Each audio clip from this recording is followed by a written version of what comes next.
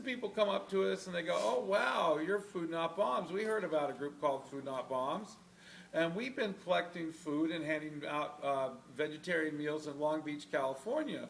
But we thought the name Food Not Bombs was copywritten, so we've been calling ourselves Bread Not Bombs. We're like, oh no, change the name to Food Not Bombs, and there'll be 3 groups. And they're like, oh really? That's so cool. And then we gave them the flyer with the logo on it, and so suddenly we have 3 Food Not Bombs chapters. And we go back to San Francisco, and we figure out that the best day to serve food is at noon to like 3 at the entrance to Golden Gate Park on Mondays, because there's food for the people living in the Haight-Ashbury and living in the park every day of the week except on Mondays. So we have our theater going there, our music, we got the food and the literature table, and it's this cool scene every day, you know, and there's like the deadheads come through and so on. And then one day, this hippie comes by and he goes, oh, you can get a permit to do this, just write the Parks Department. And so we really didn't know who this guy was. Then we thought, well, okay, that makes some sense. So we write a letter to the Parks Department. And it turned out the police had put him up to it. They were going to shut down his soup kitchen if he didn't do something to try to harass us. So we don't know that, and we think we're going to get this permit. But the Recreation and Parks Department never gets back to us. And then on August 15th, 1988, 45 riot police emerged from Golden Gate Park out of the fog and arrest 9 of us for serving food without a permit.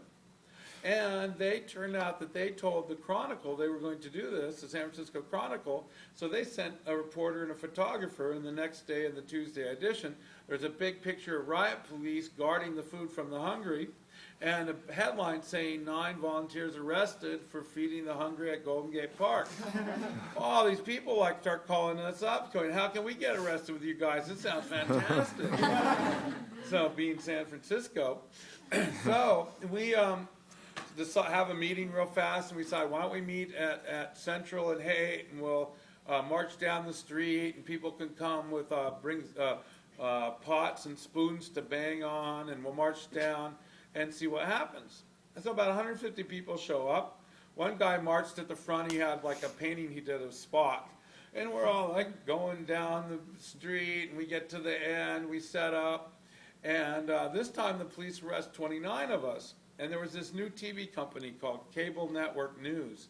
And it had come out and had broadcast this arrest all over the world. And Associated Press and United Press International were there. So there was articles in the London Times and the Times of India, the New York Times, and people start calling us and writing us letters from all over the world saying, how can we start a group so we can be arrested in our town feeding the hungry? This is fantastic. So we took the notes we'd been writing and we made it into a flyer called 7 Steps to Starting a Food Not Bombs. And we start mailing it out to people. Well, the next week, about 500 people come to get arrested, and the police are a little alarmed, so they have a press conference, and they say, well, we don't mind that you're feeding the homeless. It's that you're making a political statement, and you're not allowed to do that. So we're going to give you city buses, and we're going to take all the homeless out to the armory at the ocean.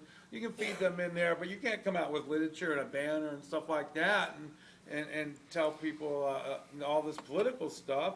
And so we tell the media, well, actually we're not a charity. Our goal is to change society so no one has to eat at a soup kitchen, since over 50 cents of every federal tax dollar is going to the military.